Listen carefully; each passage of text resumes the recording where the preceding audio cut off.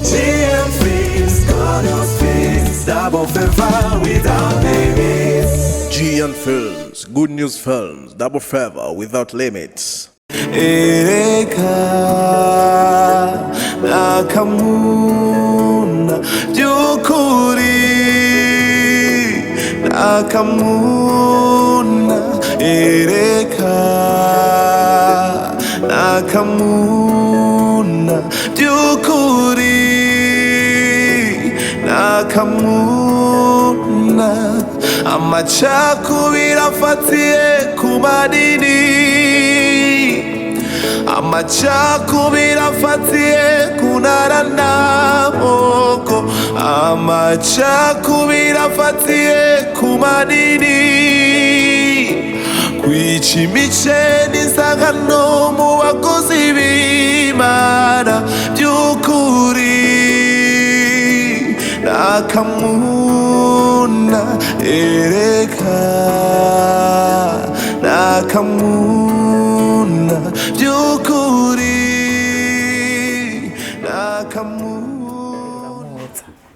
Ku makenga afise ariyumvira ati mbega none uwo muvyeyi azohamara igihe kingana iki kugira ngo nawe amenye ingene ashobora kubandanya atunganya ivy'urugo rwiwe. Ba mwana ekuri ba mwana nyene ubujuju ni bwampamagariye ngaha ngo nza kuba ndumviriza jewe numviriza ndakubwira icyo utazi urabaza burya urahuye n'umukoshi aha ndakubwira ku majambo yose wagiye urambwira nayumvira iki mbega we gihe waza ngaha warinze kwivugana n'umukobwa wanje Kanyana wabanje kumugisha inama uramubwira ngo genda je ngaha uvuze ngo narateruye ati ko abantu bumusigaye mufise agasuzuguro mbega wowe ubona utahashinze imizi kwa taarifa yako rero ndakubwira ubwirwa yagutumye kuza kumbwira yuko nogenda umubwire yuko kidashoboka rero igishoboka nuko ogenda ugatekera umuzigo wawe nanje nkatekera gwanje ukaja imbere nanje nkaja inyuma intambwe ku yindi dusohoka turengera asangwa ari twe duteke ikibazo abana bacu tubaha amahoro bibanira amahoro. Wanyumvise ndibatsa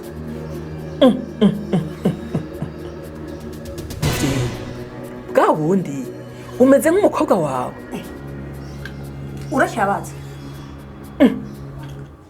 mana yanje ndumiwe ibi bintu n'akamuna. Wewe uratwitiranya ntutuzi watubonye dukuze ngo ngwiki ngurumiwe umviriza wa mukecuru wenda kubarire uvuze ngo akamuna ugiye uraza kariko wewe aha no kwereka akamuna kariko no kwishura gusa uwo ndiwe wewe uca womoka none iki muvyeyi burya wewe uracakijijwe wagomba mpeyi batoya bamareka bangahe urafise ibiraka utanga mu ijuru wewe nk'ibyo byo kurambira ngaha nibikijeo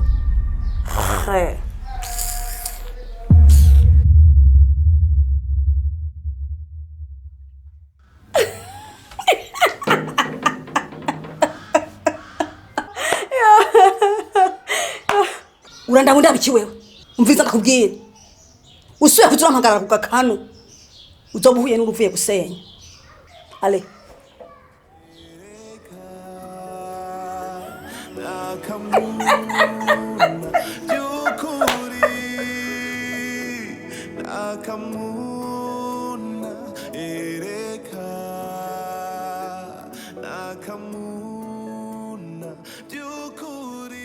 hanyuma rero icyatumye nifuza ko twicarana uyu munsi byagiye birahindagurika mu rushengero rwacu. Murabona ko ubu dufise representant mushasha, rero ivyo byose twabikora mu ntumbero yo kwikingira. Hama rero murabona ko ishengero risigaye ryagutse cyane bivanye n'ukuntu turiko turatuburira abantu ibitangaza bigakoreka. Bisaba rero ko tugumiza kwako kariro kugira ngo bakisobagwire na cyane cyane nitwirengagize kubigisha gutanga ibigira 10 n'amashikano. Icyo kintu muragitahura Mama Bishop Feba nibaze ko dutegereza gukomereza aho nyene. Bishop, icyo uvuze ni ukuri. Ubu abakristo birukira iyo bishushe. Ahubwo ari icyumviro naringize. Nashaka dutegure equipe y'abantu kanaka turungika mu makarice agiye atandukanye. Iyo equipe rero nta kindi gikorwa izobijejwe. Ni kugira ngo bagende mu ngo n'imiryango baturonderera amakuru akwiye yo kwizego. Kuburyo niwe duga kuri stage uri kuravuga ubutumwa uzogerageze kuvuga bimwe muri bya bindutse. Ni ukuvuga rero buri muntu wese tuzoba twamenya amakuru yiwe tuziyaranje uburyo kanaka tumutumira ariko ashike mu rushengero. Amaze gushika mu rushengero uzovuga ivyiyo nk'ubizi koko. Uwo mutego nta muntu umwe ashobora kuwusimba, kandi ibyo biri mu bizotuma twongereza abakristo. Papa Ben, ivyo muri mu nibiki nagira mwahinduye ibintu kugira bice ku rutonde. None muracari muri vya bindi mubona tuje tuvahe. Ndeka mvuge ku ruhande rwanje, erega Imana iravuga tutenze kubesha abantu ngo tubishiremo amanyanga. Erega ndemo umutwaro mufise ari kuduza abantu yegride. Imana yonyene yobizanira dusenze neza kuko ni inyungu kuri yo.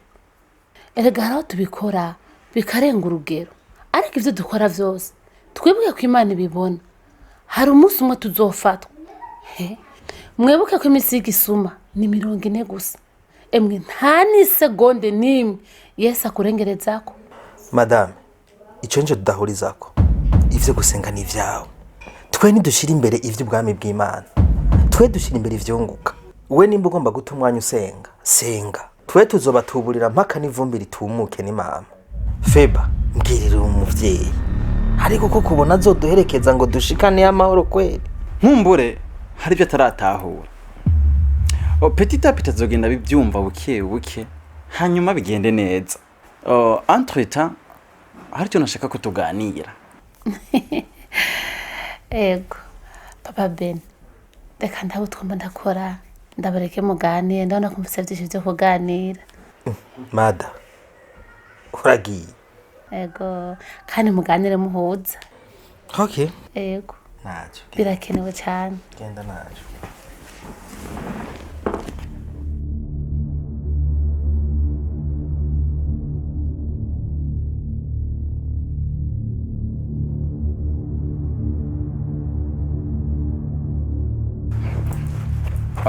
Bishop bakunda. Icyo nashaka kubwira rero sikindi. Hari abakozi b'Imana basenga by'ukuri.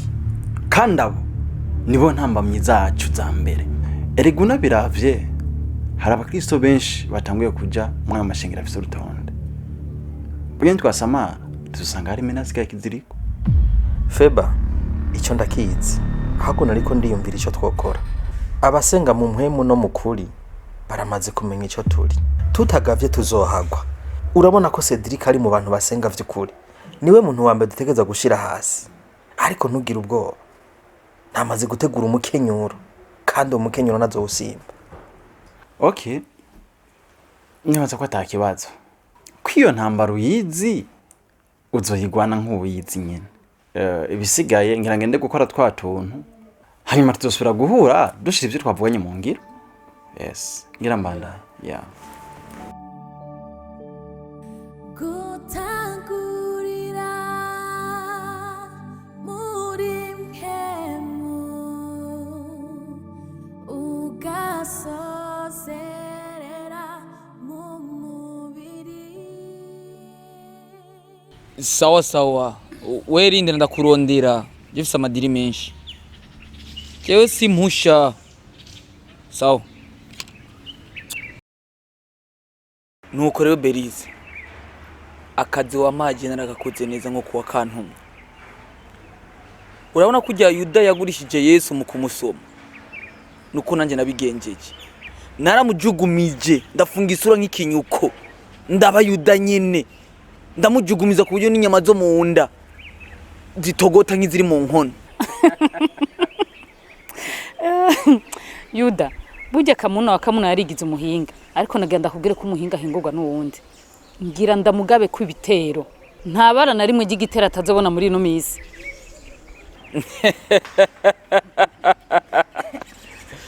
Berize ntugire ubwoba, ibintu byose biri ku murongo. Mbere wanashaka turafitana gahunda yo kubonana vuba. Yuda, ivyo byo kubonana je ntubimbwire. Iyo mibonano ni yiwanyu je ndi mwidiri, sivyo? Sinshaka bimwe vy'iwanyu vy'inkundo mwaza murahunahuna mu mashambo mengo muntu tunuma tugiye mu mihigo. Oya, ivyo sivyo nkene je ngaha ndi mwidiri kandi ndi mu vyunguka. Uriko uranyumva? Nukuvuga ikintu nkeneye nuko ndamutera ubwoba hamwe bura stability.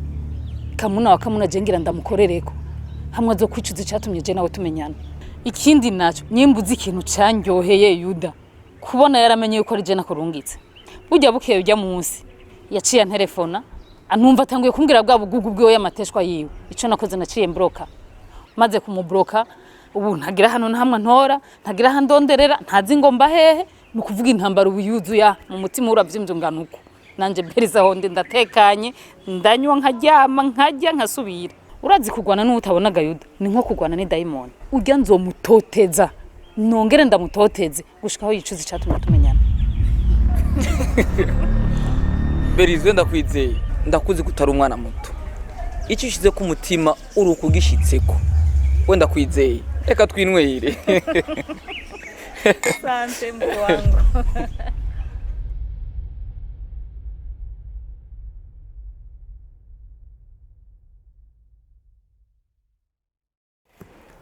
Mama Bishop, mu by'ukuri murabe ukuntu mushira ibintu ku rutonde. Kuko icyatumye nkwegera ni kugira ngo ushikire Bishop umuyagisha. Jewe iyo ngerageje kuvuga kenshi akunda kwibaza ko noba ndi kunashikira Pastor Cedric, ariko mu by'ukuri icifuzo canje je mba nifuza abari kugira ngo ibintu byose bije ku rutonde.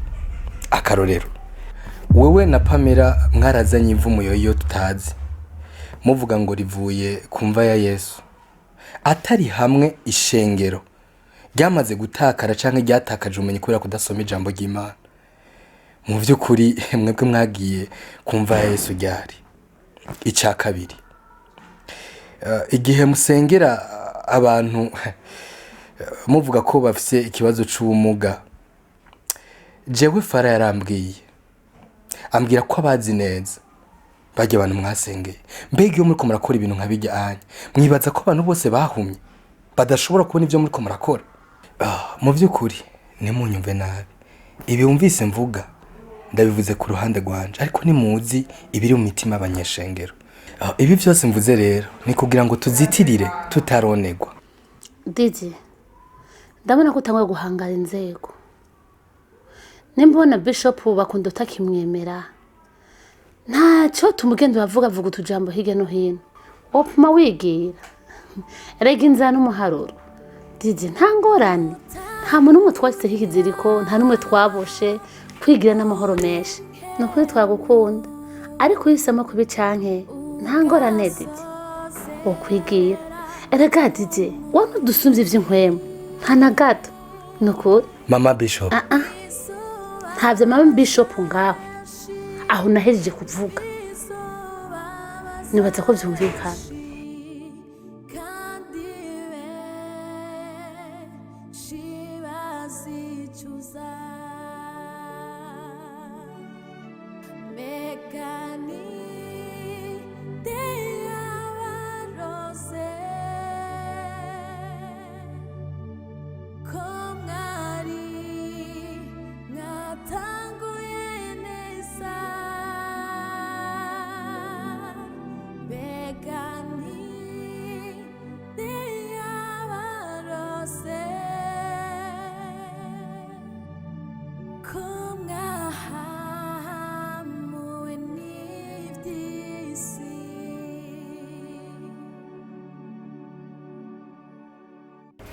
Asha, Yuda ku noti simpusha. Yari yambwiye portail yera kanabe neza. Oya adresse ni nyine. Portail yera n'ibiti byinshi. Ni nyine sinihenze. Niyo portail yera yo nyine gusa mbona nga. Kandondeze nimero kandondera ko ndamubaze. Oya sha ntiwazimiye. Aha nyene washitse. Ntiwiruke. twatuguru twawe ndatwibukasha wihenda uve ngaho ndakwereke ndaguturitse umugongo uje kubura ryamye mu bitaro vundireyo umviriza haganetse agatuza imbere umviriza sha petit joueur Yuda kumwe mugenzi wawe Iskariyoti Yuda yiyahura ndiko ndabona impwemu yiwe uri kiragukurikirana urashobora kunyoza ikirenge mu rwego umukobwa wanje nguzanye iterabwoba ngaha wewe umviriza ndakubarira burya inkwari ivunitse ihura n'umwana nubona ujya munsi yo ndagusanga mu rugo rw'umwana wanje ntubona ko wiyatanga ubwo buguru bwawe buranyaruka cyane ndazi yuko watahana kamwe gusa wari kubona imbwa yaboneye ku mugezi mukwe wapfuvye umviriza ndakubwira ukazosubira kwa mu rugo rw'umwana wanje zoce ndakurekera akanyana wanje azokwishoborera hama nanje ndiruke kuri nyoko wawe nzomutoteza gushika we wicujije icyatumye uza kudusotora n'umwana wanje umviriza ndakubwire rero sha hariho akantu bita note bien cyanke menya neza uteye umwana wanje utuburungu tubiri ubu uteye umuryango wiwanje umviriza genda ubwire bajya nabo bagutumye niba bifuza ko dusubira hariya ku gatumba hari igihe aribo bazotanga gushikayo ale tumuka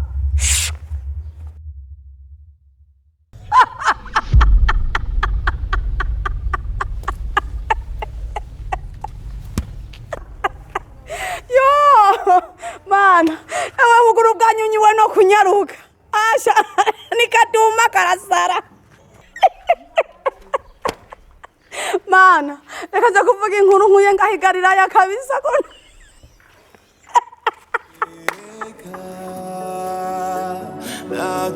Nakamuna byukuri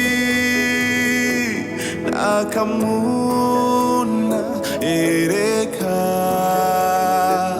nakamuna byukuri nakamuna. Pastor nukuri dusenge cyane uretse ko Bishop bakunda asigaye kwagiriza ngo ushaka kumwica ubu yateye umutima mubi wa Kristo nta numwe kituramutse.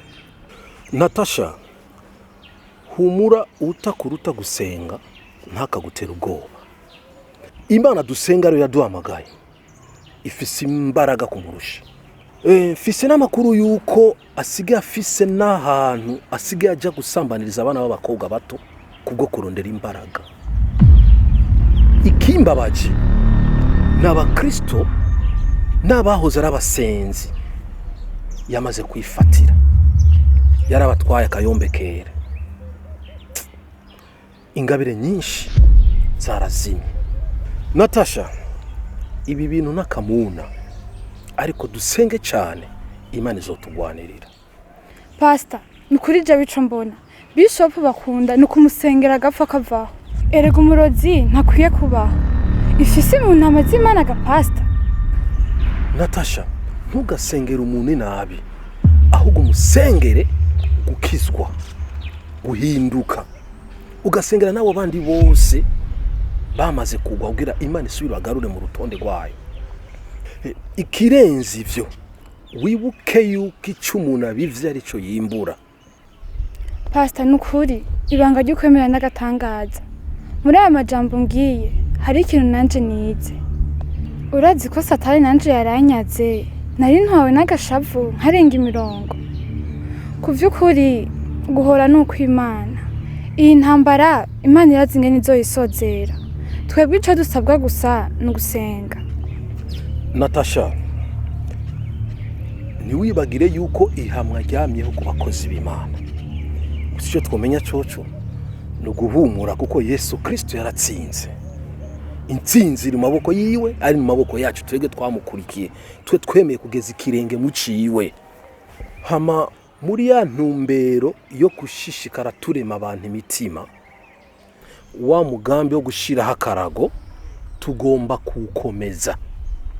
Mukobwa wa Yesu iki kintu kijanye no gusenga tugomba kugikomeza kubera yuko umuntu adasenga yama mu vyaha vyiwe.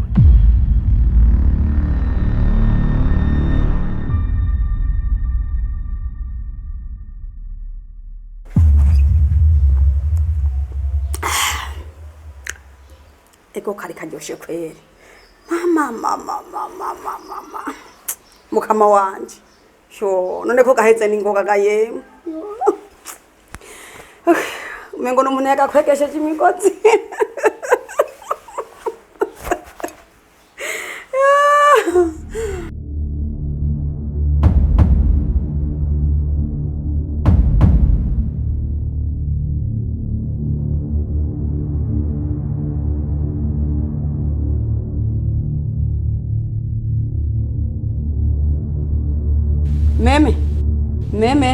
meme changa hani ngoga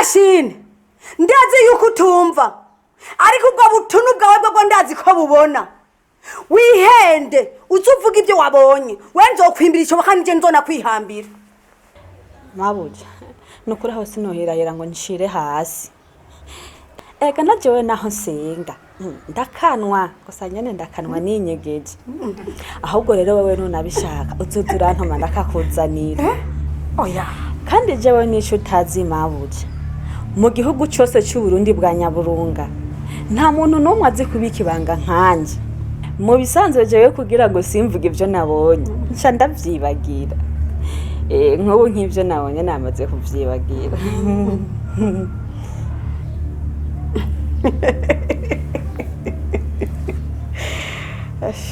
nona kakanta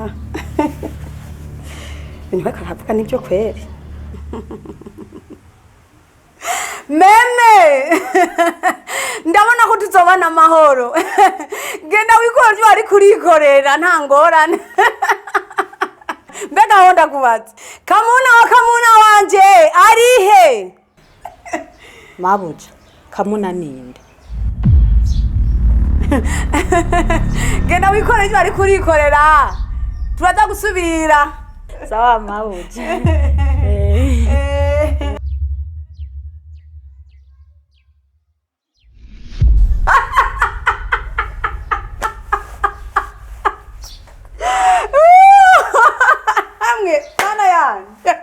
Imani yakunda kurema kweli.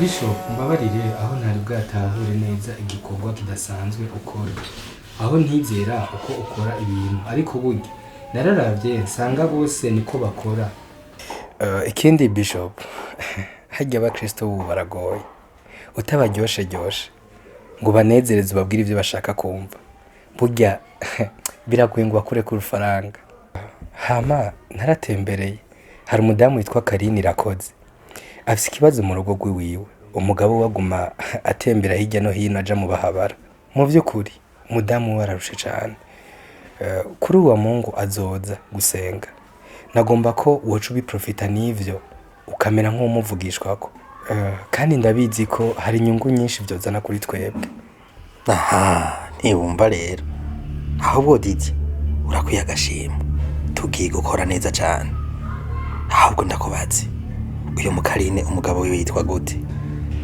umugabo wiwe yitwa Nzoyikorera Pascal aha ahubwo rero Dimash azohaze nzovuga mu ndimi ntiri baba sandaraga chimvuga ni Karine mwena mwaho muzoba muri come on daddy prophesy hari ananje kuri stage ndiko ndatsa umuriro aho nzoba ndiko ndaza nzogukorera ikintu Didi mwishi wanje batazumirwa n'abari bazoba bayanyegeza niko dukwege noti hanavye guftina tuba turi mu kazi nuko bikorwa didi.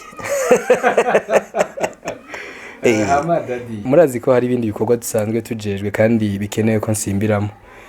Nibaza ko tuzongera dusubire duhure kamanze nje muri repetition. Muragize neza. Okay Didi, wewe ujane na Yesu hanyuma igisigaye nimero yari mikashi yawe uraza kubona utuvuta tw'abakozi b'Imana kandi ntunze kugira ubwoba ko twisi. Erega mano bayirira mu isi ntibayirira mu ijuru. Okay. Murakoze cyane.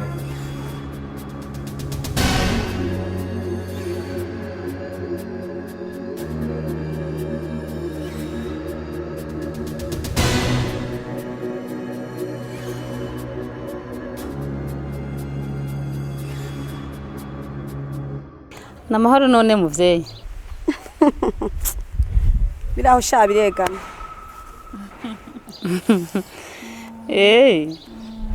Ndumva ari sawa. Nukuri nabaheruka kera. Niko ndabibona.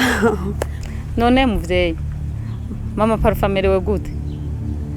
Navyutse nsanga yanyandikiye ama message ambwira ko gwaye aremvye cyane kandi ko ankeneye. Beri. Mama parfaraho. Arahala tumi ntumushareka. Nabonye ashirimiye imbunda ku mutwe ngiragiye ku misiyoni ujya we ntabura niyaje shareka. None ko ari we yanyandikiye. Beri. Umviriza ndakubwira. Mama parufe ntangwa aragwa yarakomeye. Nije nakwandikiye nkoresheje telefone yiwe kuko umukobwa wanje wamubrotse. Nije nari ndagukeneye. None Imana yabikoze waje. Reka tugire ikiganiro cy'amahoro. Aha nyine Gaberize. Ubu niwe wigize shetani w'amahembe abiri kugira ngo usambure urugo rw'umwana wanje by'ukuri. Umviriza ndakubwira. Hamutova inyuma y'umukwe wanje ugiye kumbona. Kandi ntubone ndiko ndavuga bukebuke. Ngo bifate minenegwa. Ugiye kumbona wondiwe. Mama Kanyana, kubwo kukubaha nta majambo menshi nkeneye ko tuvugana pe. Ariko nagenda kubwira ibi bintu ni Kanyana yabitanguye. Rero jewe nta majambo nkeneye ko twishurana na wewe tuzovugana na Kanyana niwe tungana.